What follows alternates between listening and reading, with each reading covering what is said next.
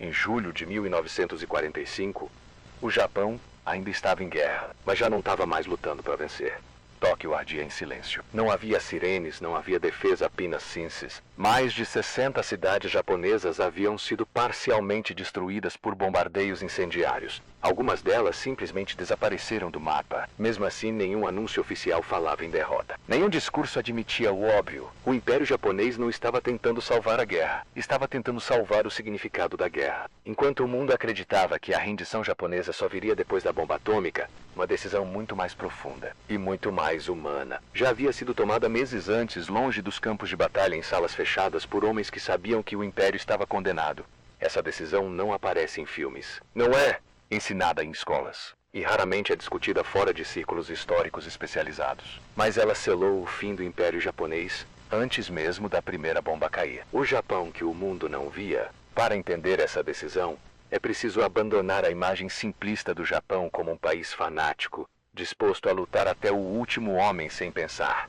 Isso é confortável, mas é falso. Em 1945, o Japão estava dividido internamente de forma brutal, não entre civis e militares menos, mas dentro da própria elite do poder. Os chamados hardliners, generais e almirantes que acreditavam que a derrota militar não significava derrota política. Para eles, causar perdas suficientes aos Estados Unidos poderia forçar uma paz negociada. Do outro lado, um grupo silencioso, cauteloso, quase invisível nos registros oficiais, diplomatas, burocratas imperiais e alguns oficiais de alto escalão que já sabiam que a guerra estava perdida a menos e que continuar lutando só garantiria a destruição total do Japão. O problema? Nenhum dos dois grupos podia dizer isso em voz alta. No Japão imperial, admitir derrota antes do imperador era impensável. E pressionar o imperador diretamente era quase um sacrilégio. A guerra não era apenas militar. Era espiritual, cultural e simbólica. A ilusão estratégica desde 1943... Os estrategistas japoneses sabiam que a indústria americana era inalcançável. Os Estados Unidos produziam mais navios em um mês do que o Japão em um ano. Mais aviões, mais combustível, mais tudo. Ainda assim, o Japão apostou tudo em uma ideia desesperada. Forçar uma batalha final tão sangrenta que os Estados Unidos da América aceitariam negociar. Essa ideia ficou conhecida internamente como Kitsugi. Não era um plano para vencer. Era um plano para não perder do jeito americano. O centro dessa estratégia era simples e cruel. Transformar cada ilha, cada praia e cada vila em um matadouro. Infligir tantas baixas que a opinião pública dos Estados Unidos da América pressionaria por um acordo. Mas havia um problema fatal nisso. Os próprios japoneses já sabiam que isso não funcionaria. O ponto de ruptura silencioso no início de 1945. Relatórios confidenciais começaram a circular entre membros do Conselho Supremo de Guerra. Esses documentos não falavam mais em vitória. Falavam em sobrevivência nacional. O bloqueio naval estava estrangulando o país. O arroz faltava. O carvão acabava. As fábricas funcionavam de forma intermitente. E pior, o Japão havia perdido algo que jamais poderia recuperar. O controle do tempo. Cada mês prolongando a guerra tornava a posição japonesa mais fraca, não mais forte. Mesmo assim, publicamente, nada mudava. O discurso oficial seguia falando em honra, sacrifício e resistência total. Porque admitir a derrota antes de encontrar uma saída honrosa poderia provocar algo ainda mais perigoso do que a invasão americana, o colapso interno. Se você está percebendo que essa história é muito mais complexa do que normalmente se conta, vale se inscrever no canal. Aqui a guerra não é tratada como espetáculo menos, mas como decisão humana sob pressão extrema. O medo real do Japão não era a bomba. Existe um mito persistente de que o Japão só se rendeu por causa da bomba atômica. Isso é incompleto. O maior medo da liderança japonesa em 1945 não era a destruição de cidades. Isso já estava acontecendo. O verdadeiro pavor era outro. A dissolução da autoridade imperial. Se o imperador fosse visto como fraco, forçado ou irrelevante, o Japão poderia mergulhar em guerra civil, levantes militares ou ocupação caótica. A elite japonesa não estava tentando salvar o território, estava tentando salvar a instituição do imperador. E isso exigia uma decisão extremamente delicada. Como encerrar a guerra sem parecer que o imperador havia se rendido. A decisão que não podia ser escrita entre março e maio de 1945, canais diplomáticos secretos começaram a se mover. Não oficialmente, não publicamente, mas existiam. Mensagens vagas, cuidadosas, quase ambíguas foram enviadas por intermediários neutros. Nenhuma falava em rendição direta. Todas falavam em mediação, revisão de termos e manutenção da estrutura nacional. Essas mensagens tinham um objetivo claro: testar se os aliados aceitariam qualquer forma de rendição que preservasse o imperador. A resposta americana foi fria. Rendição incondicional, sem garantias explícitas. Para os japoneses, isso era inaceitável. Não por orgulho apenas menos, mas por medo real do que viria depois. E é nesse impasse que nasce a decisão secreta que mudaria tudo. O dilema impossível. A liderança japonesa entendeu algo que raramente é dito em voz alta. Eles não tinham mais controle sobre o resultado da guerra. Só tinham controle sobre como ela terminaria. Era uma escolha entre prolongar o conflito e garantir a destruição total do país ou aceitar uma rendição que poderia destruir a própria identidade nacional. Nenhuma opção era vitória. A decisão que começava a se formar não era militar. Era existencial e ela não seria tomada em público, nem em discursos, nem em comunicados oficiais. Ela seria tomada no silêncio, antes da bomba, antes da invasão planejada, antes do colapso final. O Império Japonês já havia cruzado um ponto sem retorno. Quando o verão de 1945 começou, o Japão já não comandava mais os eventos.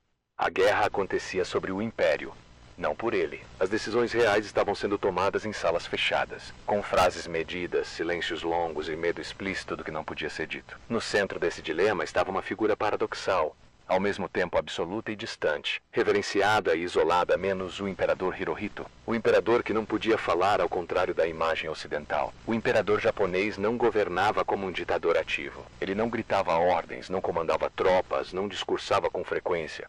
Mas sua presença era decisiva. Nada podia acontecer contra a vontade dele. E quase nada podia acontecer sem que ele fosse preservado. Hirohito era visto como a encarnação do Estado. Derrubá-lo, humilhá-lo ou julguá-lo significaria não apenas a derrota militar, mas a destruição simbólica do Japão como civilização contínua. E esse era o ponto central da elite japonesa. Não lutar até o fim por vitória, mas lutar até o limite para negociar a sobrevivência do trono. O problema era que ninguém sabia exatamente o que o imperador pensava. Um homem cercado por filtros. Tudo o que chegava a Hirohito passava por camadas de censura, suavização e linguagem ritual. Relatórios militares eram reescritos para não parecerem derrotistas. Perdas eram minimizadas. Desastres eram descritos como situações complexas. Mesmo quando cidades inteiras eram destruídas, o vocabulário usado evitava a palavra colapso. Isso criou um fenômeno perigoso. O imperador tomava decisões baseado em uma realidade parcialmente editada. Alguns membros do Conselho Supremo sabiam disso e começaram a agir por fora. O Conselho dos Seis, o núcleo decisório do Japão, era formado por 6 homens.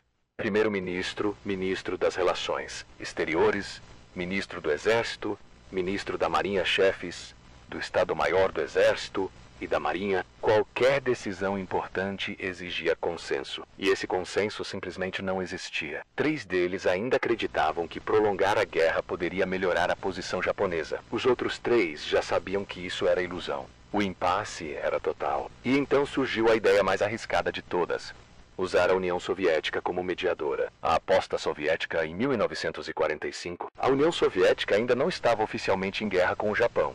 Existia um pacto de neutralidade assinado em 1941 para os diplomatas japoneses. Isso parecia uma brecha. A lógica era frágil, mas sedutora. Se Moscou mediasse a rendição, talvez fosse possível preservar o imperador, evitar a ocupação total e escapar da rendição incondicional. O Japão começou a enviar mensagens discretas à embaixada soviética, sugerindo negociações, mas havia um erro fundamental nessa estratégia. A liderança japonesa não entendeu Stalin, o que Tóquio não queria ver. Enquanto o Japão via a União Soviética como uma possível salvadora diplomática, Moscou via o Japão como uma oportunidade estratégica tardia. Stalin havia prometido aos aliados que entraria na guerra contra o Japão após a derrota da Alemanha. Em troca, receberia territórios no Extremo Oriente. Para os soviéticos, não havia vantagem nenhuma em salvar o Império Japonês. Havia vantagem em destruí-lo rapidamente. E enquanto Tóquio enviava pedidos ambíguos de mediação, Stalin fazia algo muito mais concreto. Movia exércitos inteiros para a Manchúria. O silêncio que condenou o Japão nenhuma resposta clara veio de Moscou. E isso foi interpretado da pior forma possível. Em vez de enxergar o silêncio como ameaça, os líderes japoneses viram como possibilidade em aberto. Eles acreditaram que ainda havia tempo, que ainda havia margem de manobra. Esse erro custaria tudo. No final de julho de 1945, o Japão enfrentava 3 realidades simultâneas. Os Estados Unidos da América preparavam a invasão direta das ilhas principais. A economia japonesa estava em colapso total. A União Soviética estava prestes a atacar pelo norte e, mesmo assim, oficialmente, O Japão não se rendia. Se você está percebendo como decisões políticas mal interpretadas custam milhões de vidas, deixar um like ajuda o canal a continuar produzindo análises que não simplificam a história. O erro psicológico fatal, o erro central da liderança japonesa não foi militar. Foi psicológico. Eles acreditaram que o inimigo ainda jogava pelas mesmas regras morais. Mas a guerra de 1945 não era mais sobre honra ou negociação. Era sobre encerrar o conflito da forma mais rápida possível. Os Estados Unidos da América não queriam negociar. A União Soviética não queria mediar. E o tempo havia acabado. Quando a realidade finalmente chegou em 6 de agosto de 1945, Hiroshima foi destruída. Mesmo assim, o Conselho dos Seis não chegou a um acordo imediato. Alguns membros minimizaram o impacto, argumentando que os Estados Unidos da América não poderiam ter muitas bombas daquelas. 3 dias depois, Nagasaki. E ainda assim, o impasse persistia. Foi então que a terceira peça caiu. Ao entrada soviética na madrugada de 9 de agosto de 1945, a União Soviética declarou guerra ao Japão e lançou uma ofensiva devastadora contra o exército de Kwantung na Manchúria. Em questão de dias, uma das maiores forças terrestres japonesas foi esmagada. Esse foi o verdadeiro choque. Não porque o Japão perdeu território menos, mas porque perdeu qualquer possibilidade de controle do pós-guerra. Uma ocupação soviética significava algo que a liderança japonesa temia mais do que os Estados Unidos da América: a destruição completa da instituição imperial. Foi nesse momento que o imperador finalmente falou. A decisão final começa a tomar forma pela primeira vez. Hirohito expressou claramente que a guerra precisava terminar. Não por derrota militar apenas, mas porque continuar significaria a aniquilação do povo japonês. Essa intervenção rompeu o impasse, mas ela trouxe outro problema: como anunciar a rendição sem provocar revoltas internas? A resposta seria uma das decisões mais delicadas e calculadas da história moderna.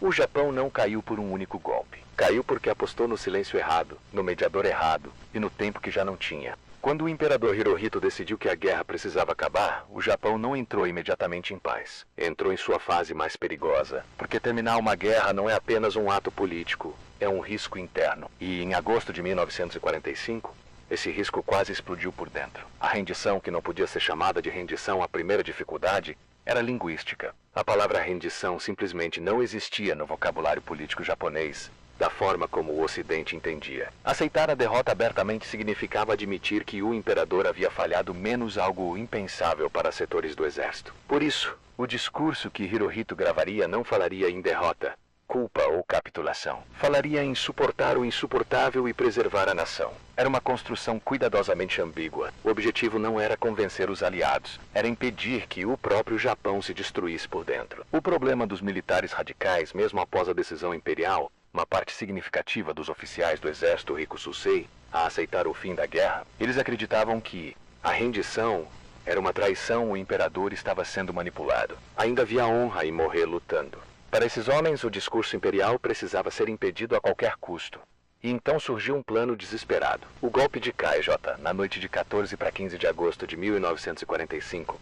Um grupo de oficiais jovens tentou um golpe de Estado. O objetivo era simples e insano ao mesmo tempo: invadir o Palácio Imperial, destruir a gravação do discurso do imperador e forçar a continuação da guerra. Eles acreditavam que, sem o pronunciamento, a rendição não teria validade. Durante horas, o Japão esteve a poucos passos de uma guerra civil, em pleno colapso nacional. Guardas foram mortos. Oficiais se enfrentaram. Ordens contraditórias circularam, mas algo falhou. Os conspiradores não conseguiram localizar a gravação. Ela havia sido escondida cuidadosamente por funcionários leais ao imperador. Quando perceberam que o plano havia fracassado, alguns dos líderes do golpe cometeram suicídio. A rendição seguiria. A voz que ninguém nunca o tinha ouvido. Na manhã de 15 de agosto de 1945, milhões de japoneses ouviram pela primeira vez na vida a voz do imperador. Não houve emoção explícita. Não houve pedidos de desculpa. Não houve explicações detalhadas. A linguagem era arcaica, formal e distante. Mas a mensagem era clara o suficiente.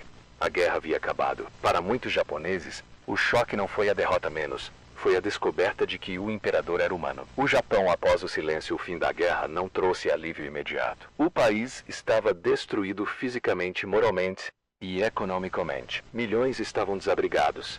A fome era real. As cidades estavam em ruínas. E então veio a ocupação americana. Ao contrário do que muitos temiam, o imperador não foi deposto. Os Estados Unidos tomaram uma decisão estratégica: preservar Hirohito como símbolo de continuidade, usando sua autoridade para estabilizar o país. Essa escolha moldaria o Japão moderno. O erro final e a lição permanente: o plano japonês não falhou porque faltou coragem. Falhou porque partiu de 3 ilusões fatais.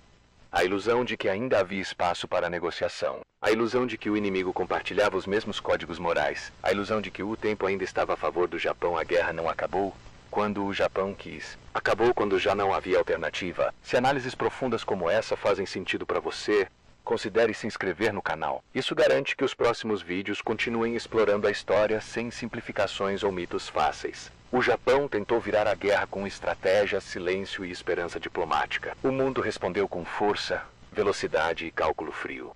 Não foi apenas uma derrota militar. Foi o colapso de uma forma inteira de pensar o poder, a honra e a sobrevivência. E essa é a parte da história que raramente aparece em manuais mas que explica tudo o que veio depois.